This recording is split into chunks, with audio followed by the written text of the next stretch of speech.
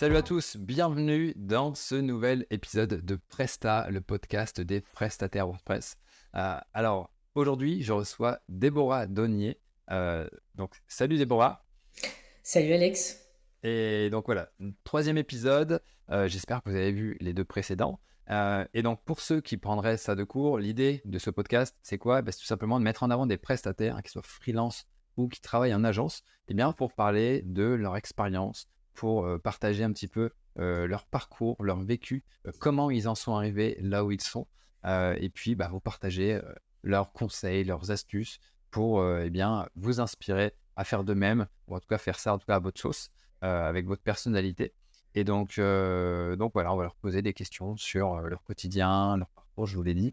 Et puis, pourquoi pas, si vous n'êtes pas encore prestataire et que, de toute façon, si vous l'écoutez, c'est que ça doit vous intéresser, et pourquoi pas vous inspirer à vous lancer aussi.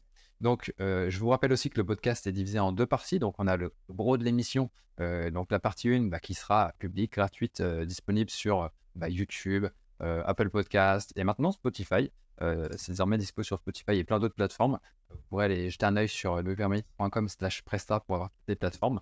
Qu'est-ce que j'ai oublié de dire? Et du coup, la seconde partie sera disponible pour les étudiants de la formation freelance de WP Marmite, de la formule complète, plus exactement.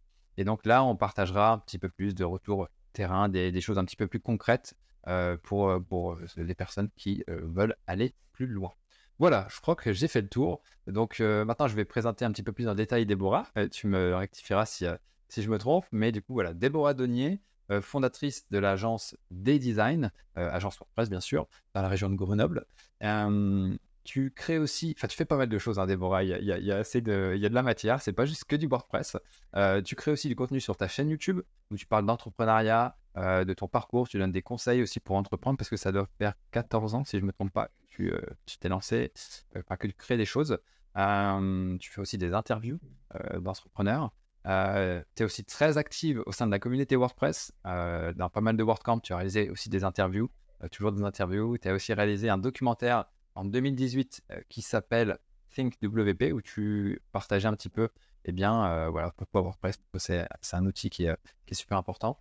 Et auparavant, tu as aussi créé un média en ligne dédié à la santé, où tu as réalisé, encore une fois, beaucoup d'interviews, mais cette fois de professionnels de santé. C'est tout bon? Tu as tout bon, c'est parfait. Super. Et j'ai rien oublié? Tu as rien oublié, c'est très juste. Ok, parfait. Du coup, j'ai dit que tu avais l'habitude d'interviewer, mais cette fois, tu vas passer de l'autre côté. C'est moi qui vais t'interviewer. Et je suis convaincu que ça va être super intéressant. Donc, si c'est bon pour toi, on attaque. Et voilà, pour ceux qui nous écoutent, abonnez-vous à la chaîne YouTube ou voilà, en fonction de ce que vous préférez, Apple Podcast, Spotify, mettez-nous aussi une note pour dire ce que vous en pensez. Et puis, je vous encourage aussi à écouter les épisodes précédents. Sans transition, on va attaquer tout de suite avec la première question. À toi, Déborah. Pourquoi tu t'es lancé? Question courte qui va amener une réponse longue, j'imagine. Mais ça m'intéresse de connaître un petit peu Pour- ce qui se cache derrière un petit peu ta motivation, ton envie à t'être lancé. Pourquoi je me suis lancée? Il y a deux raisons. Une première raison de santé, puisqu'en fait, en parallèle de ma fin d'études, je décide de choisir la voie classique, comme tout le monde, du salariat. Et en parallèle, malheureusement ou heureusement, ma santé décline. Donc, on me déclare une maladie auto-immune et qui me fait comprendre qu'en fait, le salariat va être compliqué. Parce que quand on se réveille et qu'on doit poser des jours, quand on est entrepreneur, c'est un peu différent. Du coup, c'était dans les années 2007, 2008, 2009. Je teste le salariat, ça ne fonctionne pas, parce que vu que la santé est un peu fragile à cette époque. Et au final, les auto-entreprises démarrent, la création du statut d'auto-entreprise avec quelques jours. Et ayant vu mon père chef d'entreprise avec ma mère dans l'automobile, je me suis dit, bon, pourquoi pas me lancer? Un pari un peu fou, puisqu'il y a 14 ans de ça, en 2009, les freelances étaient vus comme des parias, il faut le dire. C'était des gens qui traînaient un peu dans la société, qui ne savaient pas quoi faire de leur vie. Les marginaux. Donc, exactement. Donc je me lance. Et puis parce que c'était un schéma presque évident, le salarié n'est pas du tout fait pour moi. Alors j'espère que toute ma vie je pourrai rester entrepreneur, mais pour moi c'était juste évident. Ayant eu une éducation dans l'entrepreneuriat, J'ai des photos, j'ai retrouvé des photos à 4-5 ans où j'étais déjà avec mon père dans les voitures. Alors là, je faisais pas de mécanique auto pour le coup, mais j'essayais de parler aux clients. Je leur disais, qu'est-ce que vous voulez? Vous avez un problème avec votre voiture? En fin de compte, qu'est-ce que vous avez? Vous avez un problème avec votre site? C'était presque cohérent, tu vois. La Donc, fibre commerciale. exactement. Et pourtant, j'étais une gamine introvertie, donc c'était un peu cette ambiguïté. Et si on doit donner des messages aux gens, c'est pas parce que, en fait, vous n'avez pas forcément l'aisance. En fait, au fur et à mesure, vous allez apprendre. Donc voilà, c'était plus un instinct, on va dire, de survie, et puis une prise de conscience évidente que l'entrepreneuriat était vraiment fait pour moi. Donc 2009, je me lance. Ok. Et donc, tu te lances dans quoi? Dans la création de site ou dans Création autre de chose? site, tout à fait, Ouais. création de site. Donc j'ai fait un parcours un peu atypique, pas du tout faite pour être développeuse ou chef de projet. Je devais être prof d'italien. Donc tu vois, rien à voir, famille italienne. Donc ma mère dit ouais, tu seras prof d'italien, ça sera bien. En plus dans la famille, ça perpétue parce que j'en ai eu plein de profs dans la famille. Ok, bon bah pourquoi pas. Et en fait, moi j'avais pas envie de voir des élèves avec un contenu figé chaque année dire les mêmes choses, des élèves pas forcément intéressés, passionnés. Du coup, je change de cursus et dans mon master se présente du e-learning, de l'intercompréhension des langues et surtout du développement web. C'est là que je comprends que, en fait, en tant que geek depuis gamine, puisque la Game Boy est mon outil favori quand j'étais gamine, l'ordinateur que je démontais mais que je remontais pas, c'est ça il faut le Ok. dire, parce que mon père Ce le lundi sous-blocage, matin ouais. il disait mais t'as démonté, t'as pas remonté? Ah non, je sais pas faire. Ah oui, c'est vrai que t'as que 10 ans. Voilà, donc c'est un peu notre histoire commune, je pense, avec plein de gens. Et du coup, cet outil était juste évident. La création de sites, j'ai vu naître le web, parce que j'ai une trentaine d'années, donc forcément, le web est apparu pendant mon enfance, et c'était une évidence.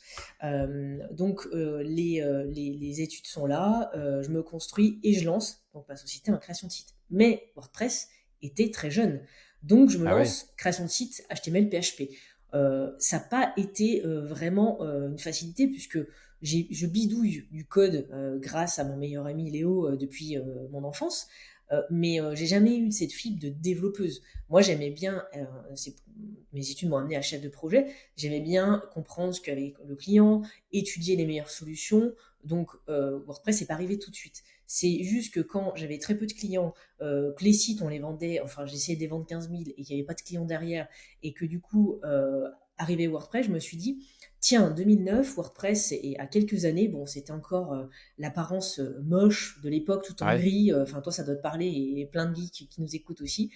Et je me suis dit, bon, je vais quand même tester parce qu'il y a une belle communauté. Et c'est là, je suis allée rechercher ce qu'il y avait comme événement autour de WordPress. Parce qu'en 2009, faut pas oublier qu'il n'y avait pas de réseau, il n'y avait pas Malte, il n'y avait pas, enfin Upwork à l'époque au début, Mm. il n'y avait pas des podcasts comme le tien, il y avait personne. Et donc on était un peu tout dispatché. Et je recherche et je vois qu'il y a un événement, un WordCamp à Paris en 2013, et je me dis bah tiens pourquoi pas, mais entre temps j'essaye de voir, je rencontre donc Maxime qui fait partie de ton histoire de Maxime professionnel Bernard aussi. Jacquet, ouais. Exactement. Alias Et je lui Maxime dis, BJ. tiens, tu vas où, tu fais quoi, etc. T'es un paumé de Grenoble aussi, ouais, ouais, je fais du code et tout. Enfin, on commence à voir et on se dit, bon, allez, on va au WordCamp. Et là, on rencontre tout le monde. Donc, nous, on se rencontre. Voilà, il y a plein d'acteurs qu'on peut citer, mais la liste serait longue, qui font partie. Et on se lance dans l'aventure. Et c'est comme ça que j'arrive à découvrir et que je propose à mes clients. Donc, 2 ans après, donc j'ai quand même eu un transit de 2 ans un peu compliqué, où j'essayais de faire mes bouts de back-office moi-même, et que ça prenait un temps fou. Ça mettait 6 mois Bah, pour c'est concevoir un clair, ouais. site. C'était horrible. Et là, 2013, je me dis, enfin 2012-2013, je bidouillais moi-même du WordPress, je me dis, je vais proposer ça aux clients. Ok, génial. Et donc, ouais, donc toujours en auto-entrepreneur. Et donc, comment ça a commencé? Comment tu as trouvé tes premiers clients? Comment ça s'est fait? C'était peut-être dans la région grenobloise, j'imagine? Exactement. Alors, les premiers clients, en fait, je fallait les démarcher parce qu'encore une fois, il n'y avait pas de réseau de recommandations à l'époque, quand on s'y replonge. Donc, je faisais des faux sites pour un coiffeur, pour un boulanger, pour un mécano, etc. Je les faisais, je mettais un nom fictif, Ouais. je les créais en local sur mon ordi. Et j'allais, parce qu'à l'époque, il n'y avait pas de tablette aussi, et j'allais et je montrais, je dis, oui, j'ai un client, on est en train de faire ça. Et en fait, je faisais du bluff parce que bah il fallait bien que je fasse un portfolio, j'avais pas de site quoi, enfin pas de référence. Et les clients petit à petit jouaient le jeu. Alors les premiers sites que j'ai vendus, je les ai vendus 400 euros. Donc, Bah, ne vendez pas votre mais moi, site. c'était 417 € le premier prix, du coup. Mais voilà, Voilà. on a tous démarré comme ça, hein. Exactement. Alors que bon, un site vitrine, on est plutôt dans les ouais, 2000, 3000 pour avoir quelque chose de cohérent. Et à l'époque, entre ce qu'on t'apprend pour créer ton site et la réalité du terrain, j'ai rapidement compris qu'en fait, il y avait beaucoup de choses. C'est-à-dire que moi, j'étais pas graphiste ou DA, donc j'ai essayé de bidouiller et avec du Photoshop de l'époque. Hein, encore une fois, on n'avait pas Et, l'aisance du Canva, etc. Enfin, toute cette richesse qu'on a maintenant. Et j'ai essayé aussi de leur proposer une maintenance pseudo-maintenance de l'époque, mais en fait, maintenance, qu'est-ce que tu veux? Tu te lances, tu dis, bon, je fais des mises à jour. Il y avait des plantages, enfin, c'était horrible à l'époque, mais on essayait de s'en sortir comme on pouvait dans cette nouveauté de la création de sites. Et les clients aussi sont venus par le biais de mon média santé, puisqu'en parallèle de la création de ma société, enfin, en auto-entreprise à l'époque, je crée un média santé pour essayer de comprendre qu'est-ce qui se passe dans ma vie. J'ai beaucoup fait de radio, donc je lance l'émission Prévention Santé. Et rapidement, des praticiens de santé, des experts de la santé de manière classique, viennent témoigner au micro dans une radio qui s'appelle Radio Malherbe Grenoble à l'époque. Et je leur dis, bah tiens, au fait, je fais des sites, je fais de la com. Le Facebook était naissant. Hein. Faut pas oublier qu'en 2009, c'était la bêta-test de Facebook en anglais. Donc ils disaient, ah oui, tiens, il y a Facebook qui arrive. Ah oui, d'accord. Donc j'ai essayé de les accompagner, eux m'accompagnaient, et c'est comme ça aussi que j'ai eu mes premiers clients dans la santé naturelle qui m'ont donné le boost pour ouais. leur vente du WordPress. Ok, ouais, donc ça t'a permis d'avoir un flux de prospects. Puis au final, tu venais avec tes interviews, donc tu leur offrais quelque chose à eux. Et tu vois, après, tu avais une stratégie après pour essayer de les convertir, ou tu passais ça, on va dire, en mode je tends ma carte de visite et on voit ce qui se passe, ou Alors, tu à avais l'époque, vraiment un process. j'avais zéro stratégie. J'étais nulle. Hein. Ouais. Enfin, alors, quand j'ai le recul, tu vois, j'ai plein. Alors, le média vit tout seul maintenant parce que j'ai moins de temps. Et puis, les personnes qui m'aident à l'époque maintenant sont des pros experts du web, ont moins de temps, sont plus bénévoles, hein, parce que c'est une plateforme qui était gratuite, qui a toujours été gratuite. À côté de ça, moi, je vendais mes prestations, mais le média est toujours gratuit. Et en fait, du coup, je leur faisais des interviews sans savoir, où j'écrivais des articles, ou eux écrivaient des articles pour moi. On se référençait, donc on faisait un SEO de malade, parce qu'on faisait 15 000 visites jour quand même, sans Ouais. réfléchir à une stratégie. Et là, j'ai des agences encore maintenant qui me disent, mais en fait, c'est énorme le média, parce que sans le savoir, il y a eu un super référencement qui a été fait. Donc je le faisais vraiment sans savoir ce que je faisais. C'est dans les années plutôt 2015, 2016, 2017 où j'ai vu que les vidéos faisaient 50, 100 000 vues, qu'on avait des Ah oui. trafics énormes, qu'il y a des gens qui tapent à la porte pour être interviewés, etc. Où j'ai dit, bon, je vais quand même commercialiser ça. Il y a plein d'événements qui me demandent de faire des interviews qualitatives parce que Norman Cyprien, c'était 2008, 2009, 2010, hein, Mhm. c'était le début. Donc nous, on tentait de faire un peu ça. Maintenant, c'est beaucoup plus facile de faire des vidéos parce qu'il y a plein d'aides. Mais je convertissais pas. Par contre, ils avaient en tête, vu que dans la santé naturelle, il n'y avait pas beaucoup de références et de personnes qui faisaient du web aussi, avec cette connaissance, cette appétence, bah, du coup, ils avaient la référence, ils gardaient, et en fait, ils gardaient en favori l'interview pour me contacter. Donc en fait, ils me contactaient par Ok. YouTube. C'était Ah dingue. ouais, sympa.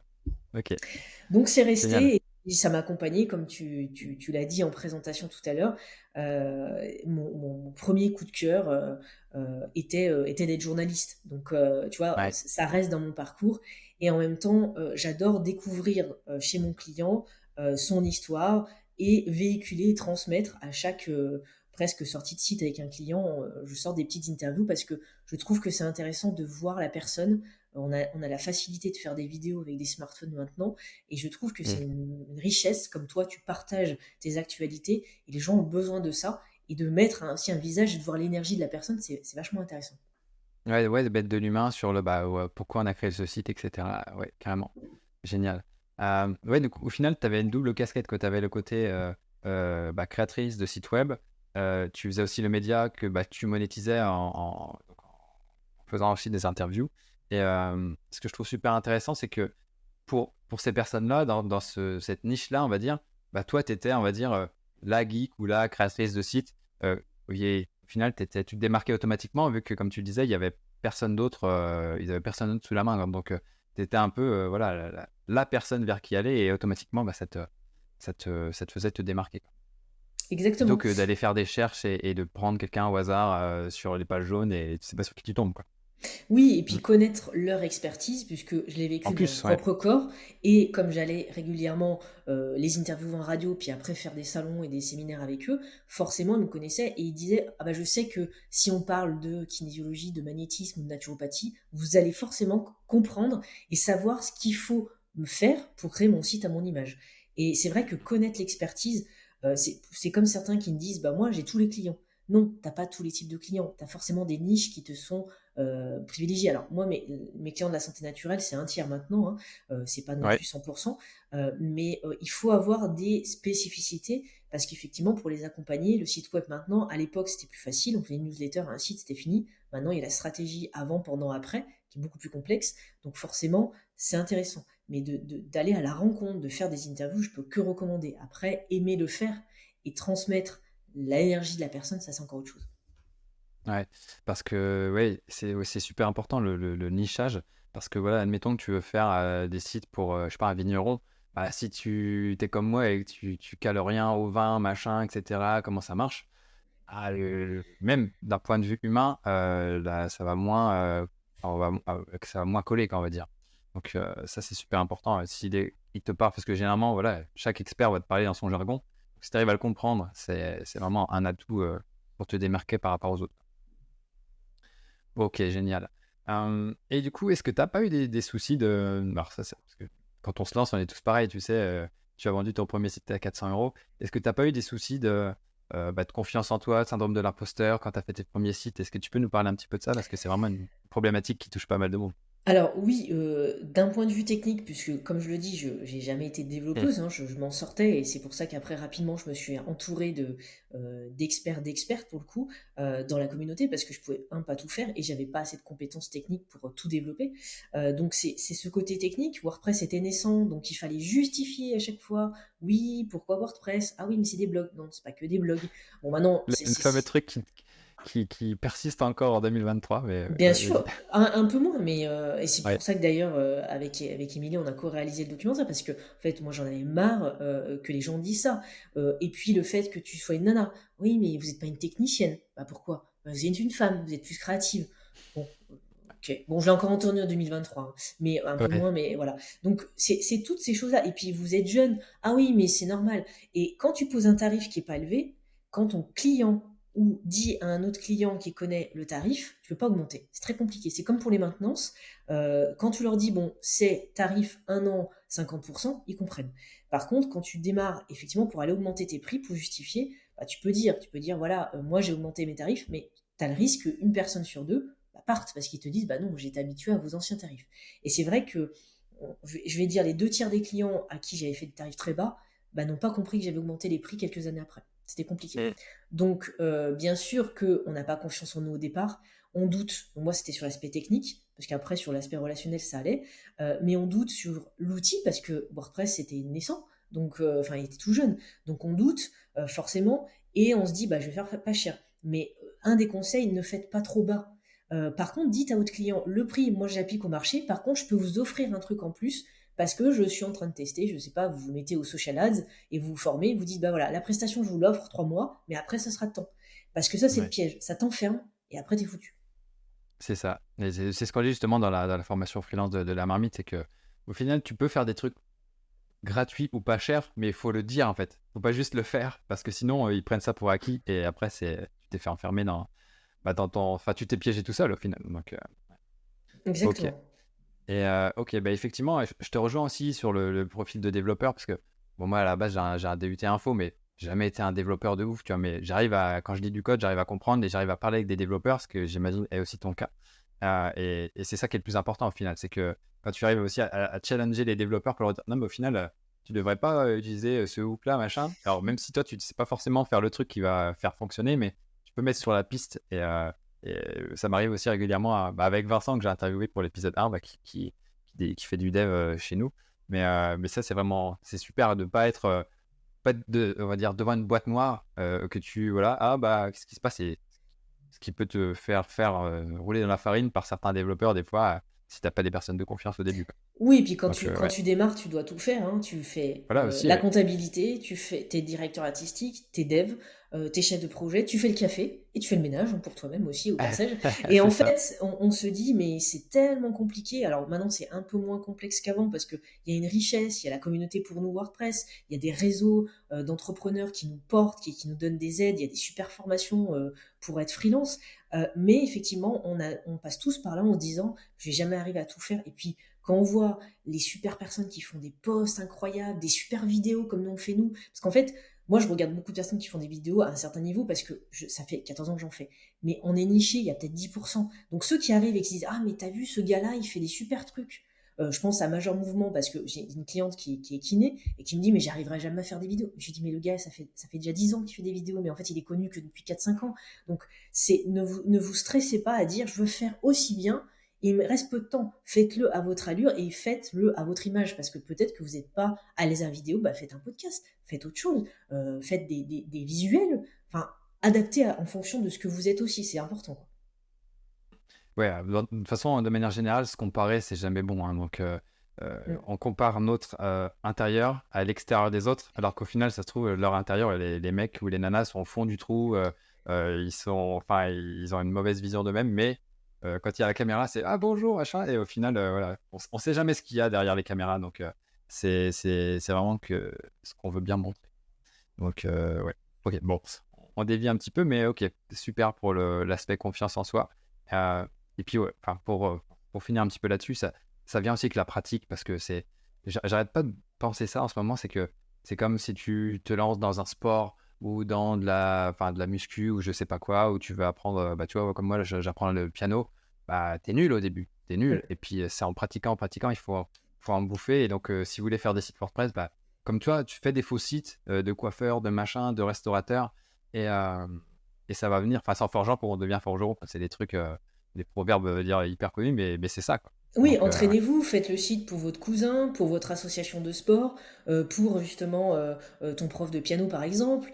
Faites-le, entraînez-vous, faites-le pour vous. Moi, quand je vois mon propre site ou mon site perso, donc Déborah Denier, il était catastrophique au début. Enfin, il n'y avait pas d'ergonomie, tout ça. Pourtant, j'avais des bases et j'ai quand même fait un master dans ce domaine. Mais c'est vrai qu'il faut tenter. Et puis, il faut aussi dire, bah, je sais pas faire. Parce que les gens, mm, l'échec, surtout en France, hein, l'échec, c'est oh mais non, mais attends, je suis un loser, je suis une loseuse parce que je suis nulle, j'ai raté ça. Non, bah tu sais pas faire, tu demandes de l'aide. En plus, on a une super communauté pour le coup dans WordPress. Bah tu dis, moi régulièrement dans notre Slack, je dis, bah voilà, je sais pas faire, j'ai un MOOC comme toi, bah, je sais pas faire ce truc. Est-ce que tu peux? Bah oui, je vais te le dire. Mais de dire, ce n'est pas mon truc. Par contre, s'il y a des gens qui vous jugent en disant, ah, t'as vu, bah, ça, c'est des personnes qui sont pas dans vos valeurs. Donc arrêtez-vous pas mm, à ce qu'ils vont vous dire, continuez votre route parce que ces personnes ne sont pas dans votre champ, dans votre éthique. Mais de le dire, je ne sais pas faire, c'est pas grave. Dites à votre client, je ne sais pas faire ça, je vais essayer de vous le faire, je vous le facture pas pendant un mois, on voit ce qui ressort. Ok, le mm. client, il a juste besoin de comprendre. Et ça, c'est simplement de la communication relationnelle, hein, mais c'est encore un autre sujet. Ouais. Et puis, bah, on en apprend tous les jours. Enfin, tu vois, tu regardes des gars comme Julio Potier ou même Maxime. Bah, ils sont super forts dans des tas de trucs, dans le code, etc. Mais c'est des personnes qui apprennent tous les jours, qui font des découvertes et qui creusent, qui creusent, qui creusent. Et avec on va dire, l'effet cumulé, bah, c'est sûr qu'au bout des années, t'as un profil qui est avancé, quoi. Donc, Oui, c'est normal, quoi. C'est juste, faut se mettre ça dans la tête. Je sais que c'est pas facile, hein, mais c'est normal. Ok. Du coup, j'aimerais bien parler un petit peu euh, sur un petit peu ton pourquoi. Tu nous as dit que tu t'étais lancé parce que voilà, avais des parents qui entreprenaient, etc. Mais maintenant, c'est quoi ton moteur? Parce qu'une fois que tu as eu ton impulsion de départ, qu'est-ce qui te fait te lever tous les matins avec comment dire, la rage pour aller chercher des clients, faire des projets, etc. Et puis surtout, tu es passé du format freelance maintenant au format agence. Donc, il y a aussi une ambition qui est née avec ces petits pas qui ont été faits au début et qui, voilà, un petit peu comme moi aussi, tu vois, j'avais pas la même ambition pour la marmite au début que maintenant, mais enfin, voilà, c'est aussi l'aspect, on rejoint ainsi la confiance en soi qui s'est développée et du coup, tu as construit un certain nombre de bases. Maintenant, tu te dis, vas-y, c'est quoi la suite? Parce que je peux pas rester sur ce niveau-là, il faut que je fasse des choses pour me challenger, pour aller plus loin, quoi. Donc, le, je pa- le sais pas si cette passage, question est claire, mais ouais. Oui, oui, il y a deux Ouais, questions. Le passage, je vais en parler après, mais l'entrepreneuriat, la première chose, ça a été cette liberté vis-à-vis de ma souplesse de santé pour pouvoir gérer, et puis l'envie aussi de gérer des collaborateurs, une équipe, des clients et de les accompagner à ta sauce, avec toi, ouais, ta manière de faire, qui n'était pas la bonne pour tous les clients, mais en tout cas avec ce que tu fais. Et c'est ça qui est resté et qui, moi, est toujours présente, cette liberté de dire, bah déjà, on peut travailler de n'importe où. Je vais aller mm, rencontrer mes clients. Dernièrement, j'ai vu des clients dans le sud de la France. Et ben, je suis heureuse d'aller rencontrer tous les jours des personnes différentes, les accompagner sur un projet web de manière générale, parce qu'il y a le site, mais c'est une globalité, et d'aller à la rencontre et de faire cette relation à l'autre, et qui, moi, qui est importante, qui nourrit, et qui est toujours présente aujourd'hui. Alors évidemment, jamais tout est rose. L'entrepreneuriat, c'est pas faire 35 heures. L'entrepreneuriat, c'est bosser aussi le week-end, c'est aussi de conjuguer la vie pro, vie perso, on va peut-être en parler, mais bien mm. sûr qu'il y a des choses comme ça, mais c'est quelque chose qui vous fait vibrer. Il y a des salariés qui sont très heureux, et moi je suis admirative parce que je n'ai pas la fibre salariale, et qui sont bien comme ça. C'est trouver son créneau. C'est pouvoir se lever un matin en disant, tiens, j'ai une idée, est-ce que tu penses à ta collègue, ton voisin, le collègue qui est au cowork, etc. Ou des personnes de ton équipe ou de ta famille qui disent, bah tiens, ton idée elle est pas bête, je vais peut-être créer un produit, peut-être créer une start-up, c'est pas mon cas, mais j'accompagne des startups Mm. et je trouve ça tellement génial, des idées qui naissent d'une idée comme ça, d'un apéro, d'un barbecue en famille, et après ils font des levées de fonds, c'est juste énorme. Et l'entrepreneuriat permet ce champ des possibles, même si c'est pas tout rose de jour en jour. Et l'évolution de l'auto-entreprise à la société, au début, moi je voulais rester auto-entrepreneur, ça m'allait bien, mais j'ai été Ouais, vite limitée d'un point de vue technique. Voilà, on y revient souvent. Donc, et puis j'en avais marre, au bout on va dire, c'était 9 ans, de rester solo, même si je voyais des gens de la communauté, mon bureau a toujours été dans un espèce de coworking. J'avais envie mm, d'avoir vraiment une équipe de freelance. Enfin, très rapidement, j'avais l'idée en ça, parce que j'ai pas une vraie agence de salariés, hein, on est tous ouais, freelance dans l'équipe. Et j'avais besoin, parce que j'arrivais à une saturation. La veille, tu peux pas faire tout seul. Les idées, même si tu es un super génie, bah, tu as besoin des autres pour avoir des idées, pour renouveler. Et puis quand tu as envie de gueuler un bon coup, quand l'autre te dit, ah, moi aussi j'ai eu un client qui a été compliqué, j'ai envie de gueuler aussi, et ben moi tu sais qu'il y a quelqu'un. Voilà. Et puis en fait, génial. il y a aussi le fait que les projets se sont densifiés et que le web est Mm. devenu compliqué. Tu peux pas être community manager, tu peux pas être développeur, tu peux pas être chef de projet, tu peux pas être DA. Voilà. À un moment donné, j'avais besoin de renforcer l'équipe. Et d'un point de vue aussi légal, juridique, bah, ma société grandissait. Et quand, à l'époque, tu dépassais un certain chiffre, parce que maintenant, ils ont un peu augmenté les quotas, bah, il fallait que tu Ouais, changes de statut. Donc, en fait, c'est tous ces éléments-là qui ont fait que je suis passée en SARL unipersonnel, donc EURL, ok. pour grandir. Et puis, tu parlais de la confiance, tu sais, l'idée de projection. Au début, moi, je restais petite. Je me disais, bon, je sais bien, je me fais 20K, je suis contente, voilà, tu commences, tu te dis, c'est trop bien, je vends des sites à 3000, finalement, tu es toute seule, donc on enlève les charges, on va dire 2005, tu es contente. Mais après, tu as envie d'autre chose. C'est comme tout. Au début, Bah, tu as c'est un petit ça. appartement, après, tu as envie d'une maison, tu as envie de voyager, etc. Et ça, en grandissant, le fait que je change de statut, bah c'est bête, mais j'ai eu des projets sans rien demander qui sont venus aussi plus grands. Parce que dans ma posture, la façon de m'exprimer, dans tu vois, la dynamique, la projection, il y a plein de coachs en développement personnel qui disent, mais dans 5 ans, vous voyez où? Est-ce que tu rêves d'un million? Est-ce que tu rêves d'une maison? Est-ce que tu rêves de vivre à Bali? J'en sais rien, de changer de vie. Et en fait, si tu ne te projettes pas, eh ben, ça ne va pas arriver. Et dans des petites actions du quotidien comme ça, même pour le sportif, bah, c'est en mettant petit à petit des choses en place qui va arriver peut-être dans 1 an, dans 2 ans, dans 3 ans, à monter l'Everest ou faire un marathon qui jamais il aurait imaginé. Bah, c'est vraiment Mm. cet changement de dimension qui m'ont amené à revoir tout ça. Ok. Et du coup, au quotidien, parce que là, tu nous parles de vision, mais au quotidien, est-ce que tu as un moteur qui te pousse? Est-ce que tu as un objectif? Je sais pas. Alors, alors, parlons un petit peu de tes objectifs. Là, tu nous parles de. Est-ce que tu veux un million? Est-ce que tu veux une maison? Qu'est-ce que tu veux? Qu'est-ce que tu cherches à créer avec tout ça?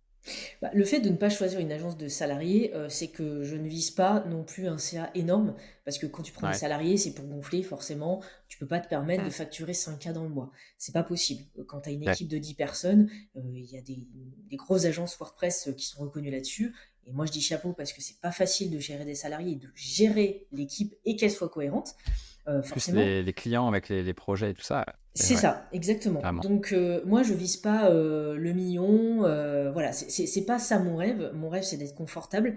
Et ce qui m'anime, Mm. c'est de pouvoir quand je dis nourrir, c'est avec des guillemets, hein, de pouvoir dire à des personnes autour de moi qui gravitent au sein des designs, je suis contente parce que entre guillemets, je contribue à votre réussite, etc. Vous êtes libre en même temps.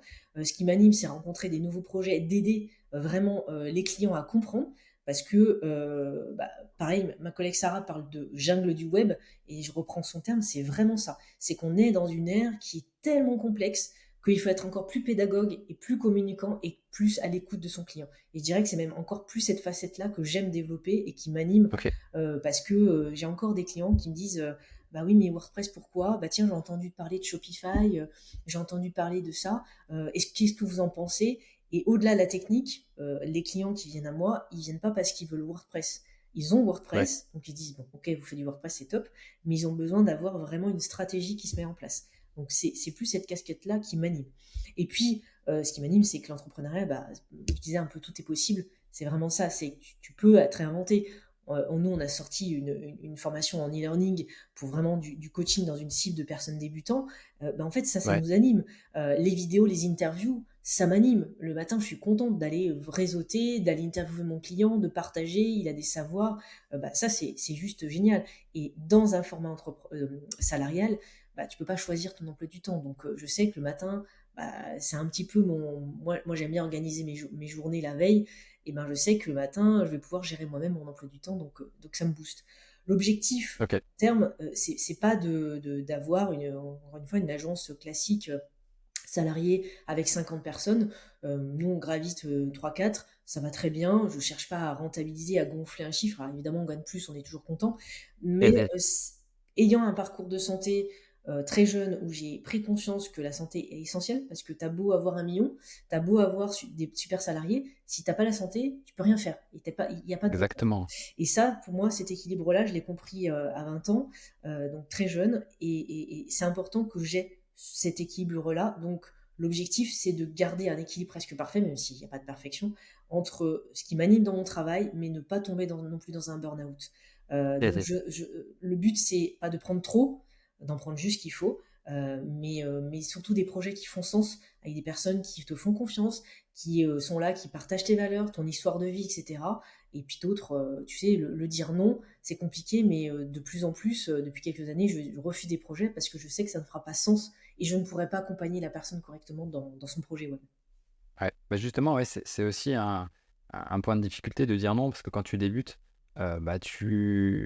tu prends ce qui vient, en fait. Donc, c'est vraiment pas évident. Et comme tu le dis, avoir 1 million, 10 millions déjà en agence, c'est vraiment beaucoup, beaucoup de boulot. Il faut Ouais. avoir une sacrée équipe pour arriver à ces projets-là. Après, j'imagine que tu dois bosser quand même sur des projets super passionnants, mais hyper complexes aussi. Et donc après, ouais, c'est pas évident. Comme tu le dis, si t'as pas la santé, enfin, notre corps, c'est vraiment notre véhicule. Donc, si tu crames ta voiture, crames le moteur ou crèves des roues, etc., tu vas pas arriver dans un bon état à destination où tu ne feras pas vraiment. Donc, ouais, je te rejoins carrément là-dessus. Et c'est vrai que parfois, voilà, on a des expériences de vie qui font que tu te dis, ouais, ouais, faut mais pas trop faire le con et prendre soin de nous parce que la vie, c'est super important. C'est ça, à 20 ans, tu, Ouais, tu as toute l'énergie, tu dors peu, tu manges mal, etc. C'est pas grave. ouais, ouais. À 40-50 ans, c'est pas pareil. Moi, je dis toujours que un peu ma philosophie, c'est de faire un peu un marathon. En fait, pour moi, c'est un long terme. C'est-à-dire que je dis pas, ah, je vais faire 500K, qui est pas du tout le cas, je l'atteins pas. Mais Et- dans un an, c'est de me dire, dans 10 ans, j'ai un confort de quoi? Qu'est-ce que je mets en place pour que ça soit rentabilisé sur du long terme et pas forcément de tout cramer d'un côté. Et puis, c'est surtout que gérer une équipe, c'est pas parce qu'on fait 1 million qu'on gagne 1 million. Je le dis parce qu'il y en a qui c'est disent ça. ah, mais ils ont fait 1 million de CA. Bon, alors déjà, tu enlèves 50% de charge, et puis tu payes les gens, tu payes les gens, en fait, il te reste pas grand-chose. Et ça, C'est ça. les personnes qui se lancent n'ont pas en tête parce qu'ils voient les startups qui font 1 million de levées, etc. Il ne reste pas grand-chose, hein, souvent. Donc, et en général, les big boss se payent après, Ouais, c'est quand c'est ça. bien fait. Voilà. Donc ça, c'était important juste de le préciser. Ouais, carrément. Ouais, puis c'est vrai que sur Internet, on voit des vidéos, voilà, 1 million Mm. par-ci, 1 million par-là. Oui, peut-être, mais enfin, ceux qui y arrivent, en tout cas, c'est des acharnés et ça vient pas comme ça, hein. C'est des années de boulot En- derrière, hein. C'est pas comme Voilà, c'est ça. ça. C'est l'accomplissement de plein de choses, de plein de sacrifices. Et voilà, c'est sûr que personne crache dessus. Mais Mais voilà, c'est pas alors après, en faisant de la presta, c'est peut-être plus compliqué que quand tu lances un SaaS qui a des choses qui s'accumulent et C'est que ça. tu peux grossir plus vite. Mais ouais, enfin bref. J'aimerais parler un petit peu de vie de prestataire, de ta vie de prestataire. Qu'est-ce que je pourrais te poser comme question? Parce qu'au final, on a bien parlé. Euh, Qu'est-ce que je vais te dire? Est-ce que tu peux nous parler un petit peu de tes clients? À part des clients, on va dire, dans la santé, est-ce que tu as d'autres typologies de clients particuliers ou pas du tout? Alors, si, on va dire tout ce qui est, donc ça reste quand même des professions libérales, c'est un peu mon Ok, client idéal, le profession libérale ou l'indépendant. De manière générale, ouais, l'indépendant, qu'il soit dans la santé ou pas, ça peut être le restaurateur qui se lance, qui fait une brasserie, qui est tout seul. Ça peut être le coach sportif, par exemple. Ça peut être l'assureur qui est franchisé et qui se lance aussi. Voilà, l'indépendance, j'aime beaucoup parce que il va être beaucoup plus dans l'humain et il va vouloir travailler ses valeurs, son éthique, ses propositions de valeurs, etc. Sinon, l'autre, on va dire l'autre tiers, enfin qui reste, enfin les deux tiers, pardon, ça va être des agences qui me sous-traitent, par exemple. Donc pas directement, je les accompagne, ok, mais ils ont besoin d'un expert pointu sur une tâche bien précise. Et ça va être aussi des TPE-PME qui ont besoin de refondre leur site ou avoir un peu plus de stratégie quel que soit le domaine. Alors j'ai beaucoup en e-commerce dans ce secteur-là parce que plus c'est important en général du e-commerce. Donc c'est assez large. J'ai beaucoup d'avocats puisque ok, c'est un domaine qui m'intéresse grandement avec Elise Godis qui est intervenue justement souvent dans les WordCamp que vous ouais. pouvez retrouver d'ailleurs en ligne là-dessus, et par mon réseau d'entrepreneurs Bouge ta boîte. Voilà, j'ai un secteur d'avocats que j'aime beaucoup parce qu'ils sont très structurés, ils comprennent très rapidement, il y a une intelligence émotionnelle, hein, parce que c'est pas le QI, ça n'a Ok. rien à voir pour le coup, mais voilà, j'ai certaines préférences, et puis ils te font confiance en fait quand ils sont rassurés, donc avocat, notaire, etc. Et sinon, effectivement, ça va être un peu l'autre, on va dire, un tiers qui reste, ça va être des gens qui viennent ça va être des blogueurs, ça va être des personnes qui lancent leurs produits, ça va être des startups, c'est un peu mon Ok. secteur un peu fourre-tout, qui testent, qui lancent et qui voient. Donc voilà pour mes clients. Type de site, alors je dirais un tiers, non, je dirais 50% site vitrine. Donc Ok. voilà, pour les indépendants, c'est le basique. Et je dirais quand même pas mal d'e-commerce depuis la crise sanitaire, puisque ça a augmenté. J'ai fait énormément de sites e-commerce. Là, on a sorti un gros site dans le cosmétique bio. Donc là, c'est assez chouette. C'est un beau challenge, c'est un gros site. Ça s'appelle trebio.fr, enfin, vous pourrez aller voir. Ouais, on Il y a eu mettra le lien ressources. Oui, et il y a eu Antésite aussi, la fameuse boisson de nos grands-mères qu'elles nous donnaient. Donc ça a été chouette. Et les clients viennent principalement de recommandations. Je fais très peu de campagnes de référencement. Alors je fais des articles, je fais des vidéos, donc ils viennent comme ça. Tu vas me dire c'est du Mm. référencement ou du SEO. Mais c'est vrai que c'est des personnes qui sont contentes maintenant. Bon, au bout de 14 ans, tu vas me dire heureusement, et qui viennent par recommandation, parce qu'ils sont contents, parce qu'ils m'ont vu dans le réseau, parce qu'ils ont un webinaire, où ils ont entendu parler de moi. Et donc, ils viennent par ce biais-là. Euh, voilà, je pense que j'ai un peu bien résumé ce que tu Ouais, c'est voulais. cool, ouais. D'ailleurs, en parlant d'un tes sites, on en a parlé dans l'atelier refonte où tu as fait une étude de cas sur ce site-là, basée sur Elementor, e-commerce, et tu nous as montré le avant-après. Enfin, c'était vraiment super intéressant. Donc, pour les curieux ou les curieuses, vous pouvez aller jeter un œil à l'atelier refonte de la marmite où Déborah présente cette étude de cas. Ok. Alors, on va essayer de se dépêcher un petit peu parce qu'on arrive aux 40 minutes. Euh, Parlons un petit peu de télétravail et vie perso, vie pro. Mais ma première question, c'est comment ta famille voit ton travail? Est-ce que ils sont tous largués ou est-ce que... Alors, ça dépend lesquels, ceux qui ont un Ouais, certain âge ou pas. ouais, Mais effectivement, un conseil, à part si vous communiquez sur LinkedIn, parce que là, en fait, c'est niché, les personnes ne mm, comprennent pas ce que vous faites si vous dites je suis expert WordPress. Voilà. Donc, bon, si c'était sur LinkedIn, oui, mais ta famille ne comprend pas. Il y a quand mhm. même, j'ai eu tout. J'ai eu, t'es informaticienne, du coup, tu peux me réparer l'imprimante. D'accord. Non, Le mais fameux. voilà. Ou alors j'ai mon installation Netflix qui marche pas bien. J'ai fait une mise à jour de mon Mac. Enfin voilà, c'est des trucs comme ça qui Petit sont passe. revenus très souvent. Souvent les personnes confondent la création de site avec les réseaux sociaux. Ils disent oui mais tu fais un site, du coup tu gères les réseaux sociaux. C'est pas, alors maintenant, on sait, hein, mais c'est vrai que quand ça a Mhm. démarré, on faisait un peu tout. En fait, quand je dis je suis chef d'entreprise de manière dans le web, ils me disent ah ben toi on pourra jamais te voir au repas, t'es toujours full, etc. C'est un peu l'image qu'on véhicule. Par contre, d'autres un peu plus jeunes me disent ah c'est chouette, t'as une liberté, tu peux aller voir tes clients dans toute la France, voire à l'étranger, tu bosses de n'importe où. Ou alors c'est l'image ah mais toi t'as trop d'argent en fait, t'es trop riche. Ah non, en fait, je bosse 70 heures par semaine, je suis pas très riche vis-à-vis de mon ratio, tu vois. Donc c'est vraiment ces Ouais, phrases-là ouais. qui reviennent. Ou alors des clients aussi enfin là c'est plus, tu parlais de la famille, mais des clients qui voient des stories et qui pensent que je me glande toute la journée parce que je fais une story. Mais non, en fait, j'ai juste dit rendez-vous dans la journée et je fais une story parce que le matin, je partage mon café. Ça peut être au bord d'une piscine parce que je suis à un hôtel dans un meeting. Et en fait, ils pensent qu'effectivement, tu fais de la détente toute la journée à la piscine. Et pas du tout. Mais ça me fait sourire comment Et que les tu veux réseaux ton arme, sociaux, et parce qu'il travaille pour toi pendant que tu glandes. c'est ça. J'ai fait bientôt mon robot qui va travailler, c'est mon avatar. Voilà, donc c'est un peu les phrases qu'on me dit Ouais. au quotidien. Et effectivement, les vacances, de dire ah mais attends, parce que souvent je prends les vacances fin août, parce que j'aime bien cette Mhm. période-là. Et ils me disent mais toi tu peux venir là pour le 14 juillet, t'as pas de boss. Oui, mais j'ai quand même des implications, j'ai la com, j'ai fait des réseaux, etc. Et c'est vrai qu'ils ont du mal à comprendre souvent ce qu'on fait, et encore moins dans une expertise pointue comme les sites web. Mhm. Ok, ça roule. Et du coup, pour le pro et perso, comment tu alternes ça? Parce que du coup, tu fais beaucoup de déplacements. Oui. C'est pas forcément évident, j'imagine.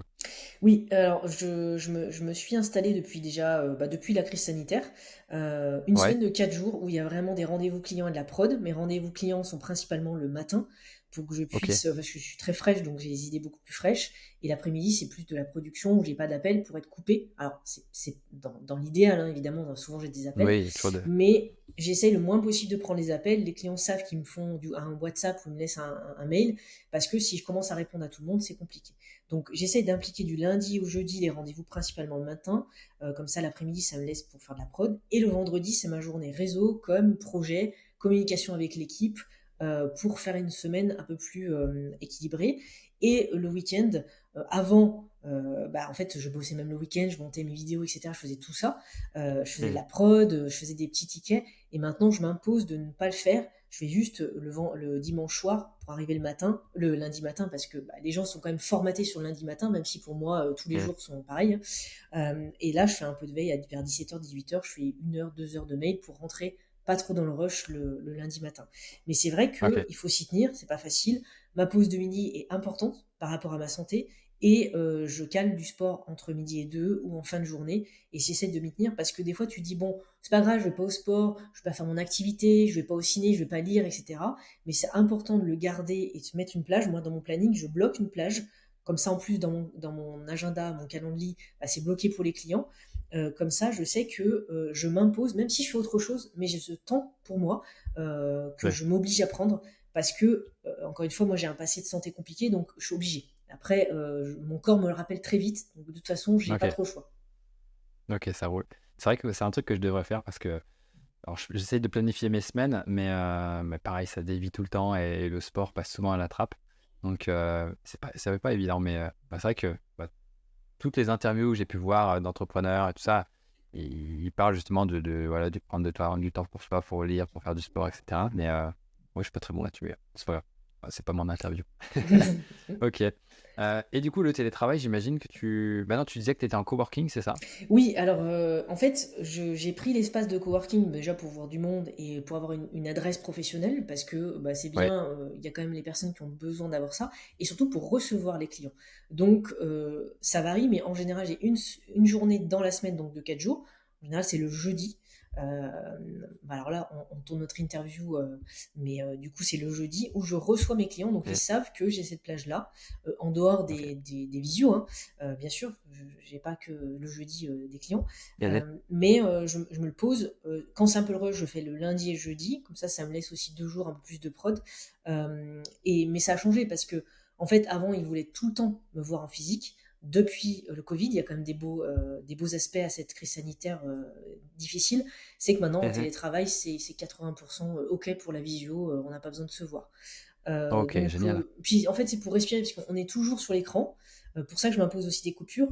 Et je trouve que voir d'autres personnes, c'est intéressant parce que tu découvres aussi, Par exemple, j'ai rencontré une avocate fiscaliste, un notaire, tu rencontres des gens qui vendent des box d'aliments.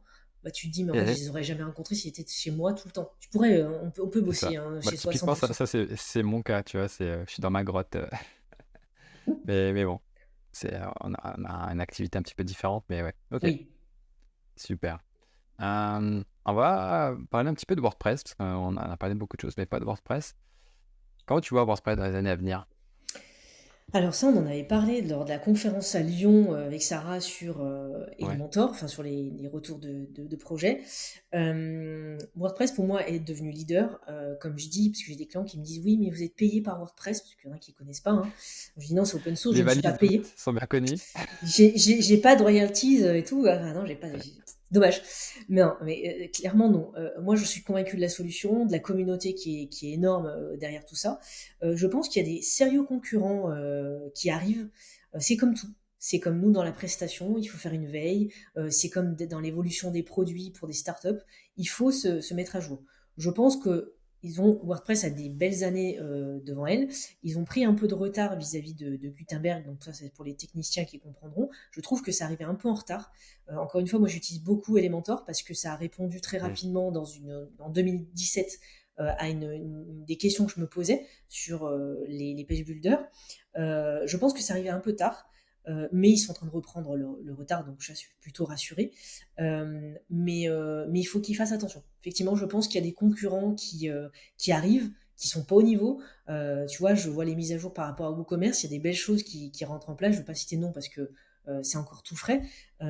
Mais Shopify a fait des belles avancées. C'est pas du tout le même projet puisque c'est propriétaire, mais C'est ça. il faut s'y intéresser. C'est comme tout. Quand on voit Facebook, le succès qu'ils ont eu, et maintenant qu'il n'y a plus personne, tout le monde déserte Facebook, c'est LinkedIn ou du TikTok, bah en fait oui, il faut faire une veille. Donc rien n'est acquis. Je suis pas inquiète pour WordPress dans les 5 prochaines années, mais je parierai pas sur 30 ans. Tu vois, on sait pas. Voilà, Ouais, c'est dur de se projeter à 30 ans. c'est ça. Est-ce qu'on aura encore des Ouais, c'est sites? ça. Est-ce que nous, on fera encore des sites à 30 ans, dans 30 ans? Tu vois, C'est ça. c'est surtout ça. C'est ça. Ouais, et c'est vrai que. Enfin, c'est vrai que WordPress a quand même une inertie avec toi, les 40 et quelques pourcents de part de marché, donc ça va pas changer du jour au lendemain, mais euh, est-ce que, ouais, on va voir un acteur qui va arriver à 10, 15% de part de marché? Là, ça serait. Pour l'instant, c'est pas vraiment le cas, mais je suis curieux de voir ce qui va arriver, parce qu'après, aussi, il y a tellement de concurrents Oui. qu'au final, ils restent tous petits, tu vois. Et donc, C'est c'est. ça, c'est ça. Je te dis, je suis pas inquiète dans les 5 et- prochaines et- années. Après, il y a des outils. J'ai des clients qui viennent avec des sites Notion et ça marche très bien. ouais, Il y a des gens qui font des formations sur des plateformes, Podial, Anybox, etc. Et ça marche très bien dans leurs besoins. Donc, je suis pas inquiète là-dessus. Mais effectivement, je pense que nous, experts du web, il faut rester ouverte, et ne pas rester figé parce qu'on ne sait pas ce qui peut se passer dans les 10 ans, parce que je pense que voilà, on n'est pas inquiet tout de suite. ok. Mais il faut faire une veille et voir ce qui se passe. Quand je vois que on faisait que du ACF, on faisait du thème sur mesure, maintenant il y a Gut qui est arrivé, il y a Divi et les mentors qui sont arrivés, qui répondent à un autre besoin d'une niche de clients qui veulent des choses rapides et prendre la main et gérer rapidement sans passer par du code. Bah, ça aurait été bête de rester fermé et de pas faire des sites avec Divi ou les mentors. Tu vois, c'est la même remarque. C'est Après, ça. on m'a posé la question dernièrement, Eddy de Woodunit m'a dit, mais si demain Elementor disparaît, vous faites quoi? Bah, en fait, j'ai envie de dire, si demain WordPress disparaît, on fait quoi? Bah, on se réadapte avec un nouvel outil. C'est C'est pareil. ça. Voilà, c'est sûr qu'après switcher, les clients, il faut qu'ils comprennent, mais c'est une question qui est très philosophique, qui mériterait une table ronde de Ouais, 3 puis heures. t'as aucun produit qui disparaît du jour au lendemain, hein, donc Non. ils ont tellement pris d'importance que voilà, ils sont là pour un moment. Mais ouais, moi, ce que j'apprécie beaucoup, c'est effectivement la vision de Matt de créer, donc de Matt Mullenweg, de créer un outil qui soit open source, mais qui soit vraiment avancé, tu vois, comparé à des Wix, à des machins qui sont propriétaires. Oui. Et ça, je trouve ça vraiment top d'avoir une vision sur l'importance de l'open source, de créer des outils qui sont gratuits. Après, oui, il y a des choses payantes, par les plugins payants, etc. Mais la base, elle est quand même gratuite. Et pour qui s'y intéresse, il y a vraiment moyen de faire des choses super intéressantes. Et en plus, le fait de vouloir développer l'aspect, je ne sais pas si tu avais entendu parler de ça, mais dans les interviews qu'il faisait, Matt, il parle vraiment de operating system of the web, tu vois, de système d'exploitation du web, et il veut vraiment faire apporter cette casquette-là à WordPress. Et ça, je trouve ça intéressant, pas juste créer anciennement des blogs, maintenant on veut créer des sites de plus en plus divers. Mais je trouve ça vraiment super, super intéressant comme vision et j'attends de voir la suite. Je suis comme toi. Ok, génial. Eh ben écoute, alors j'avais 1000 autres questions, mais peut-être qu'on fera dans une saison prochaine une autre interview pour creuser toutes les autres questions. Mais on va pouvoir conclure la première partie du podcast avec plusieurs questions on va dire, de fin. J'ai pas encore trouvé de nom pour cette rubrique. Question express, on va peut-être appeler ça comme ça. Quel est ton constructeur favori? Mais là, j'enfonce une porte ouverte. Je pense que je connais déjà la réponse. Là. Elementor, sans Voilà. hésitation. Et plugin SEO? Eh ben, je dirais Cocorico et SoPress, parce qu'il faut soutenir Ouais. la communauté. Et puis, il a fait une belle chose en partant de rien, en tant que salarié, justement. Et en fait, il a osé faire un plugin alors que certains pouvaient dire qu'il n'était pas développeur. Et donc, comme quoi, hein, tout est possible. Donc, Cocorico, il faut soutenir quand même la communauté francophone, même si la plupart de mes clients préfèrent Yoast. Ah ouais, et puis il y avait de la concurrence. C'était, Ouais. enfin, il s'est attaqué à vraiment quelque chose d'assez. Enfin, il s'est attaqué à Yoast. Les autres, je sais pas s'ils étaient sortis quand il s'est lancé, mais enfin voilà, il y avait pas mal d'autres plugins. Le C'était All-in-One SEO, culotté j'imagine, qui et était là. Ouais, bravo juste pour ça parce que carrément, voilà, ouais. Geek dans les Landes, bah, c'était pas, on n'aurait pas parié, je pense, les investisseurs, mais c'est bien qu'il faut oser, C'est donc ça. c'est une chouette. C'est super, ouais, carrément. Plugin de sécurité. Alors, si on reste dans la dynamique française, on va dire CQPress, évidemment. T'as le droit de faire des exceptions, hein, si c'est. Mais j'aime bien Item Security quand même, qui est pas mal. Je Ouais, l'ai testé pour des clients. Après, il n'y a pas du 100%, hein. J'ai un site ouais, qui a non, mais été c'est ça. piraté dernièrement. Il y avait tout ce qu'il fallait bien. Et en fait, bah, simplement mutualiser, tu es dans la niche du serveur et bim, tu tombes avec les autres. Voilà. Donc l'hébergeur aussi super important, ouais. Plugin de performance. Là, pareil, j'imagine j'enfonce une porte ouverte, il n'y a pas 50 choix possible. Alors là, c'est Rocket, mais même s'ils n'étaient pas français, j'aurais dit Rocket parce que vraiment une très belle chose qu'ils ont fait. Ouais. Vraiment bravo à eux parce que c'est pareil, c'est un pari. Eux, c'est un des exemples. Je voyais Jonathan publier dernièrement des petits posts. Voilà, sans le savoir, ils ont fait une vraie machine de guerre. Et Ouais, ouais, c'est une belle réussite. C'est un bel exemple dans WordPress. Ouais. carrément. Plugin de formulaire. Ce coup-ci, je crois pas qu'il y en ait de français. Gravity Form, je dirais. Gravity Forms, ok. Est-ce que tu as après un plugin dont tu te sers pour créer des sites, enfin, alors, pas forcément un plugin de dev, mais quelque chose qui t'assiste à créer des sites, un plugin ou plus un outil, on va dire. Eh ben, ACF, hein, c'est quand même CF, ouais. assez important quand même, effectivement, pour les sites. Pas pour le développement de sites, mais pour le RGPD, Compliance Pro, parce que j'en ai testé Ouais, hein, ok. des extensions pour le RGPD. Cookiebot, je suis moins fan. Acceptio, alors déjà, c'est payant, puis le client doit s'abonner, etc. C'est un peu plus complexe, je trouve. Mais Mhm. Compliance, j'aime beaucoup. Après, tu vas avoir plein d'extensions. Alors, Imagify dans la foulée, parce que l'optimisation des images Ouais. essentielle. Voilà, t'en as plein qui Mhm. pourraient venir, mais c'est un peu les extensions chouchou, là que tu as Ok. cité, qui sont les principales. Et un plugin de marketing peut-être? J'imagine que c'est peut-être pas pour tous les projets, mais Plugin de marketing. Ah, je sais pas. Vu que j'installe plus, notamment, enfin, je pense à Analytics, vu que j'utilise plus, je mets Matomo. ouais. Ça devient compliqué du coup les plugins marketing parce qu'en plus, par exemple, quand on fait des clients du Pixel Facebook ou autre, j'essaye juste de mettre le script en dur et de pas Ouais. utiliser d'extension.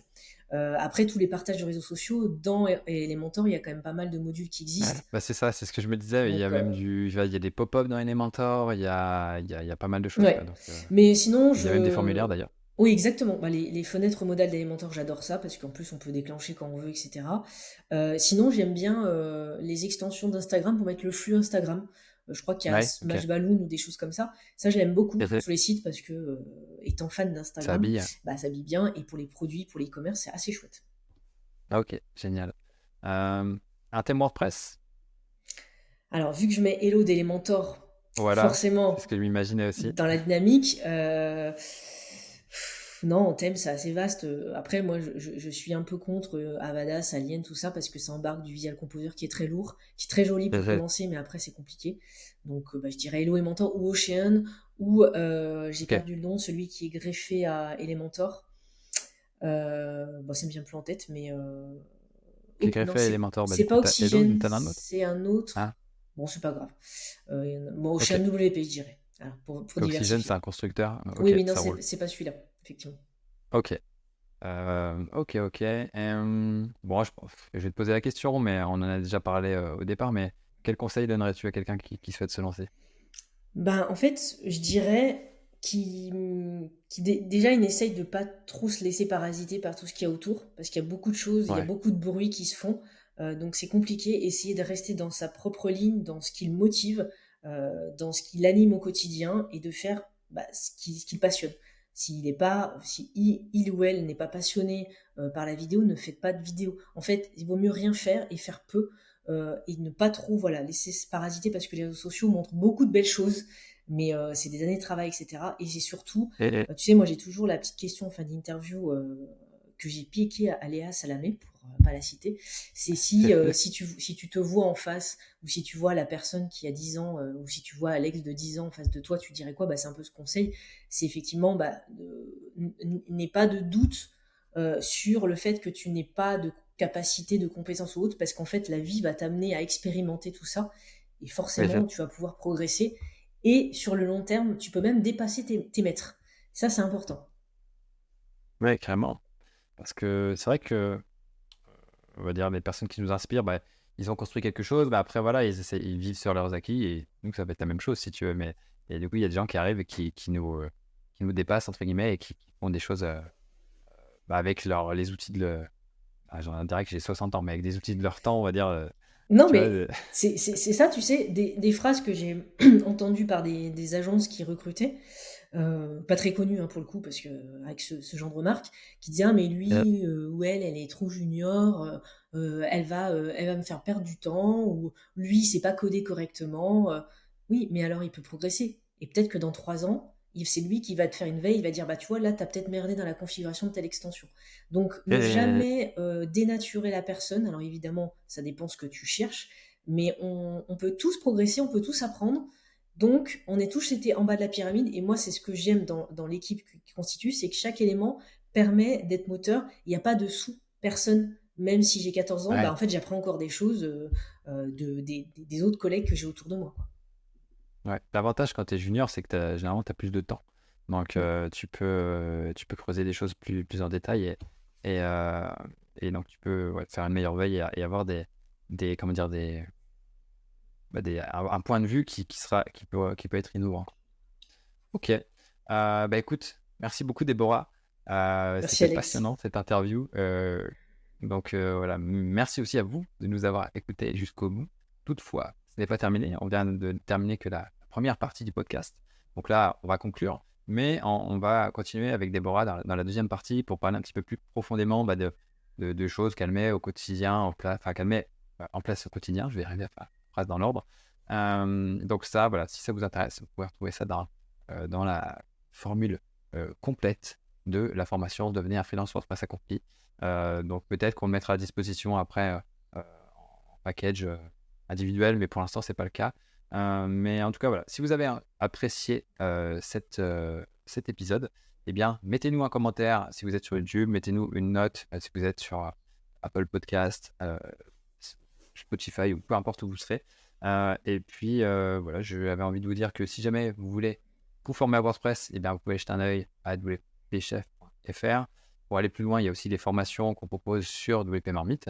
Et puis quoi d'autre? Si vous avez besoin d'un coup de main technique, eh bien, rendez-vous sur wpsitter.com, où on peut se balader. Par exemple, si vous êtes Presta et que vous cherchez à déléguer certaines choses, eh bien, on peut vous aider. De toute façon, vous retrouverez bien entendu tout en description. Si vous êtes en audio, vous pouvez vous rendre sur presta.fr/3, parce qu'on en est à l'épisode 3. Et sur ce, je vous dis un grand merci et à très bientôt pour un prochain épisode. Encore une fois, merci Déborah, et à très vite. Merci, Alex. Ciao. Ciao.